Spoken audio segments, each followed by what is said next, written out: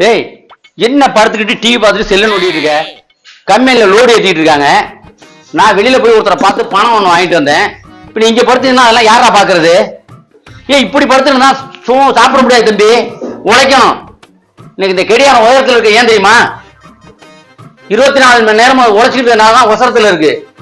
உழைக்கலன்னு வச்சுக்க நம்ம ஒசரத்துல போக முடியாது, தரையில தான் இருக்கணும். இப்ப நீ இதுல படுத்துக்க பத்தியா? தரையில தான் படுத்துக்கணும். எந்திரிச்சு போ. சும்மா படுத்துக்கிட்டே பண்ணிக்கிட்டு